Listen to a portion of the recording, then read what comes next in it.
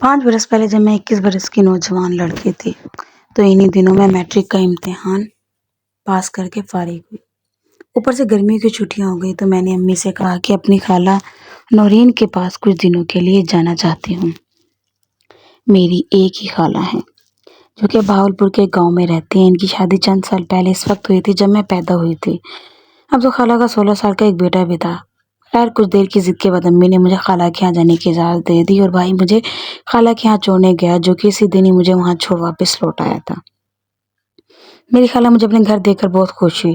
اس نے صاف کہہ دیا کہ اتنے عرصے بعد آئی ہو تو اب 1 مہینے سے پہلے واپس نہیں جانے دوں گے۔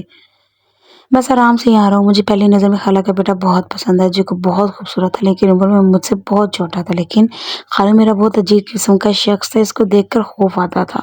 کسی وقت تو میں اس کو دیکھ کر ڈر سے جاتی تھی۔ نہ جانے خالہ جو کتنی حسین تھی، پتہ نہیں اس کے دام میں کیسے پھنس گئی تھی اور اس سے شادی کر کے بیٹھی۔ میری امی نے مجھے بتا رکھا تھا کہ آپ کے خالوں نے گاؤں میں کچھ ایسے کام کر رکھے ہیں کہ انہیں خاندان کی خواتین منہ بھی نہیں لگاتی۔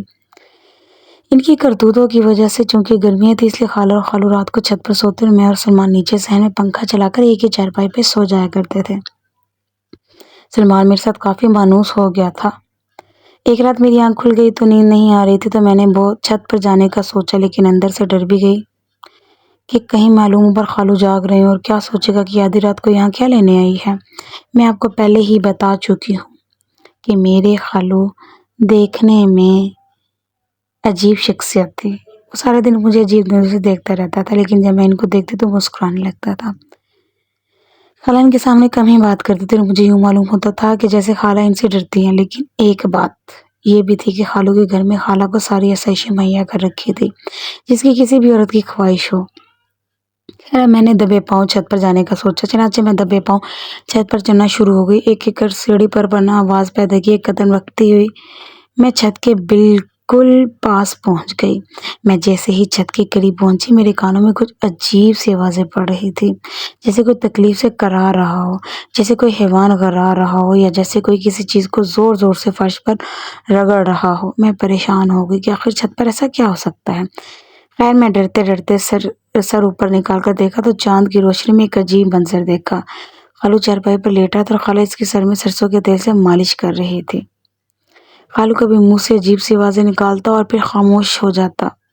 میں یہ سب دیکھ کر بہت حیران ہوئی۔ اتنے میں اچانک خالہ کی گردن گھما کر میری طرف دیکھ لیا اور مسکرا کر کہا کہ آ جاؤ بیٹا یہاں آ جاؤ۔ میں خالہ کو اپنی طرف دیکھتا پا کر ڈر گئی اور جلدی سے نیچے اتر گئی۔ چارپائی پر جا کر لیٹ گئی۔ میں سوچ رہی تھی کہ یہ کیا ماجرا ہے۔ انہیں سوچوں میں گم تھی کہ میں سو گئی اور جب صبح آنکھ کھلی تو خالہ کچن میں کام کر رہی تھی۔ خالو گھر پر نہیں تھے۔ میں منہ ہاتھ دھو کر ان کے پاس چلی آئی اور میرے لیے ناشتہ تیار کرنے لگی اور تو اچانک میرے ذہن میں رات والا منظر آ گیا۔ میں جھٹ سے ان سے سوال کر ڈالا۔ اس سے پہلے کہ میں کچھ بولتی خالہ مجھے بتانے لگی کہ ان کے سر میں عجیب سا درد اٹھتا ہے تو اس وجہ سے میں ان کے سر میں تیل ڈال کر مساج کر دیتی ہوں۔ یہ سن کر مجھے انسان کے کرتوتوں پر پھر بھی بے بس رونا آ گیا کہ جب انسان کسی کو تکلیف دیتا ہے تو سمجھتا ہے کہ اس نے اوپر والے کی پکڑ میں کبھی نہیں آنا۔ جب کوئی پکڑ میں آتا ہے تو کہتا ہے کہ مجھ پہ آزمائش آئی ہوئی، نہیں یہ سوچتا کہ یہ آزمائش بھی اپنے ہی کرتوتوں کی وجہ سے ہے۔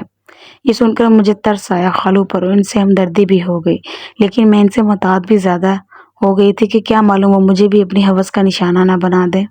پھر کچھ دن بڑی مشکل سے ڈر کر گزار کر واپس اپنے گھر آ گئی اور سکھ کا سانس لیا کہ شکر ہے میں تو ہوس کا نشانہ نہیں بنی۔